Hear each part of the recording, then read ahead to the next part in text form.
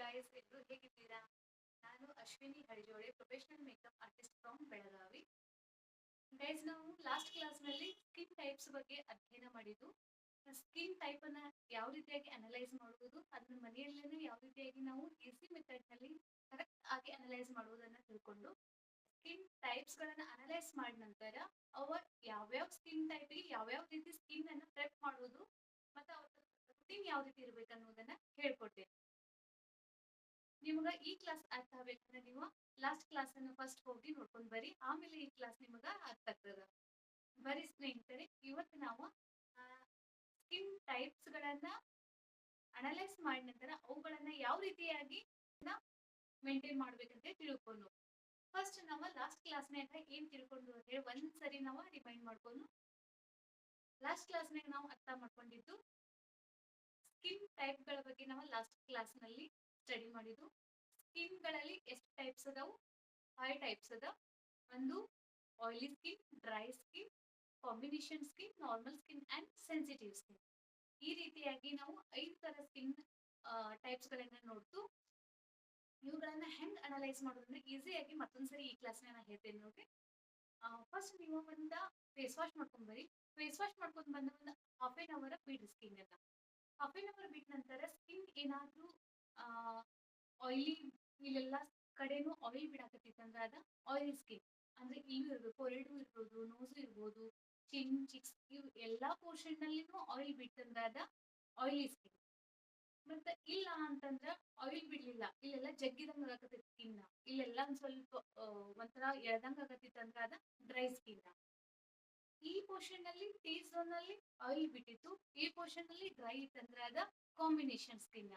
Drain ಹೋಗಿಲ್ಲ ಮತ್ತ oil ಬಿಟ್ಟಿಲ್ಲ, ನಾರ್ಮಲ್ ಆಗಿ ಹೇಗಿದೆ ಹಾಗೆ ಸಿಮಿಲರ್ ಆಗಿತ್ತಂದ್ರೆ ಅದ ನಾರ್ಮಲ್ ಸ್ಕಿನ್. ಈಗ ಇದೆಲ್ಲ ನೀವು ಈಸಿಯಾಗಿ ನೀವು ಮನೆಯಲ್ಲಿ ಸ್ಕಿನ್ ಅನ್ನ ಯಾವ ರೀತಿ ಇದೆ, ಯಾವ ಟೈಪ್ ಅದ ಅಂತ ನಾವು ಈಸಿಯಾಗಿ ತಿಳ್ಕೊಬಹುದು. ಈಗ ನಾವು ಪ್ರತಿಯೊಂದು ಸ್ಕಿನ್ ಟೈಪ್ ಅನ್ನ ಯಾವ ರೀತಿಯಾಗಿ ನಾವು ಮನೆಯಲ್ಲಿ ರುಟೀನ್ ಇಡಬೇಕು ಅದನ್ನ ತಿಳ್ಕೊಂಡು, ಅದನ್ನ ನೀಟಾಗಿ ನಾವು ಮೇಂಟೈನ್ ಮಾಡಿದ್ವು ಅಂತಂದ್ರ ನಮಗ ಯಾವುದೇ ಮೇಕಪ್ ಅದನ್ನು ಅವಶ್ಯಕತೆ ಇಲ್ಲ. ಅದೇ ನಮ್ ಮೇಕಪ್ ಇದ್ದರೂ ಸ್ಕಿನ್ ನ್ಯಾಚುರಲ್ ಆಗಿನ ಮೇಕಪ್ ಮಾಡಿದಂಗೆ ಲುಕ್ ಬರ್ತೈತಿ. ಸ್ಕಿನ್ ಟೈಪ್ ಅನ್ನ ಯಾವುದೇ ಸ್ಕಿನ್ ಟೈಪ್ ಇರಲಿ ಅದನ್ನ ರೂಟೀನ್ ಕರೆಕ್ಟ್ ಆಗಿ ಹೆಂಗ್ ಮಾಡುತ್ತೆ.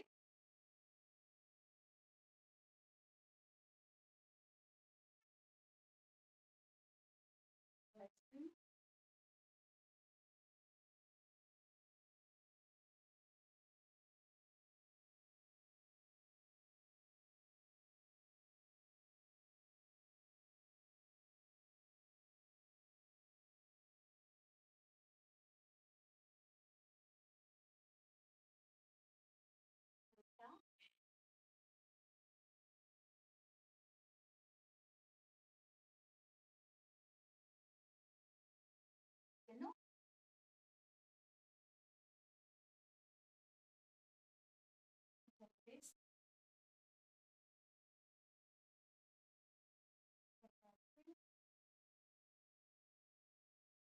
Cleanser,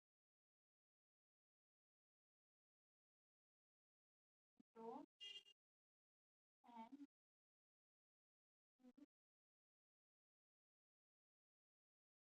toner.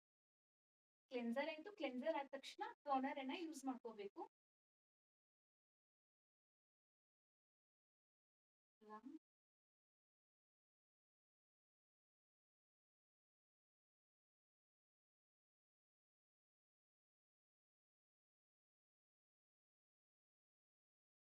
Pores and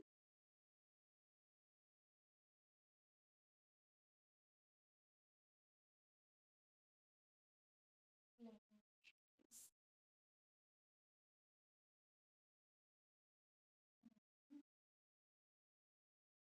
Blemishes.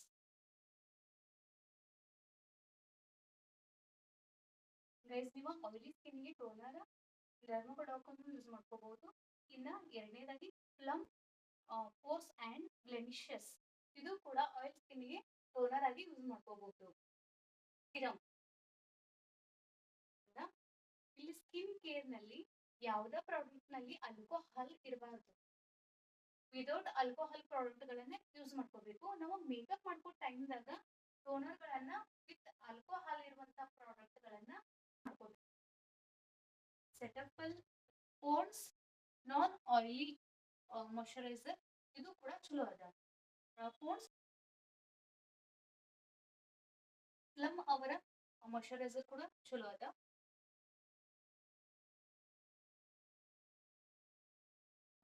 ಪೋನ್ಸ್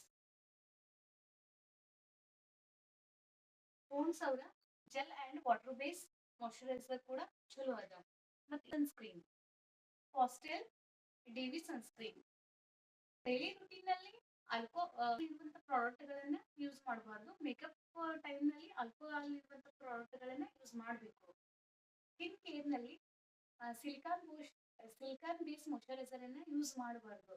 makeup time ಅಲ್ಲಿ ನಾವು ಸಿಲಿಕಾನ್ ಬೇಸ್ ಮಾಯಶ್ಚರೈಸರ್ ಅನ್ನ ಯೂಸ್ ಮಾಡ್ತೀವಿ. ಯಾಕಂದ್ರೆ ಲಾಸ್ ಇಲ್ಲಿ ಕ್ಲಿಯರ್ ಆಗಿ ನಾನು ನಿಮ್ಗೆ ನೋಡ್ಸ್ಕೊಟ್ಟೇನು. ಪ್ಲೀಸ್ ಇದನ್ನ ನೀವು ನೋಟ್ ಮಾಡಿಟ್ಕೊಂಡ್ರೆ ಅಂದ್ರೆ ನಿಮ್ಗೆ ಪ್ರಾಡಕ್ಟ್ ಗಳನ್ನ ಬೈ ಮಾಡಕ ಬಹಳ ಈಸಿ ಆಗ್ತೈತಿ. ನಾ ಆಗಲೇ ಲಿಸ್ಟ್ ಕೊಟ್ಟಿನಿಲ್ಲ, ಇದ್ರ ಬೇಸ್ ಮೇಲೆ ನಾನು ನಿಮ್ಗೆ ಲಿಸ್ಟ್ ಗಳನ್ನ ಕೊಟ್ಟೇನಿ. ಇದನ್ನ ನೀಟಾಗಿ ಒಂದ್ ಸ್ವಲ್ಪ ನೀವು ಅಬ್ಸರ್ವ್ ಮಾಡಿ. ಡ್ರೈ ಸ್ಕಿನ್ನಿಗೆ hydrating cleanser, cream moisturiser, sunscreen ಅನ್ನ ಯೂಸ್ ಮಾಡ್ಕೋಬೇಕು. ಡ್ರೈ ಸ್ಕಿನ್ನಿಗೆ hydrating cleanser, cream moisturiser, sunscreen ಅನ್ನ ಯೂಸ್ ಮಾಡ್ಕೋಬೇಕು. ಆಯಿಲಿ ಸ್ಕಿನ್ನಿಗೆ gel cleanser, water gel, sunscreen ಅನ್ನ ಯೂಸ್ ಮಾಡ್ಕೋಬೇಕು. ಇಲ್ಲಿ ನಮಗ ಆಯಿಲ್ ಸ್ಕಿನ್ನಿಗೆ ಜೆಲ್ ಮತ್ತ ವಾಟರ್ ನೀಡ್ ಇರ್ತದ. ಅದ್ರ ಸಂಬಂಧ ನಾವು ಜೆಲ್ ಕ್ಲೆನ್ಸರ್ ಅನ್ನ ಮತ್ತ ವಾಟರ್ ಬೇಸ್ ಇರುವಂತಹ ಪ್ರಾಡಕ್ಟ್ ಗಳನ್ನ ಯೂಸ್ ಮಾಡ್ಕೋಬೇಕು. ಕ್ಲೆನ್ಸರ್ ಅನ್ನ ಜೆಲ್ ಬೇಸ್ ಇರುವಂತದ್ದು ಯೂಸ್ ಮಾಡ್ಕೋಬೇಕು. ಮತ್ತ ಸನ್ಸ್ಕ್ರೀನ್ ಅನ್ನ ವಾಟರ್ ಬೇಸ್ ಇರುವಂತಹ ಸನ್ಸ್ಕ್ರೀನ್ ಅನ್ನ ಯೂಸ್ ಮಾಡ್ಕೋಬೇಕು.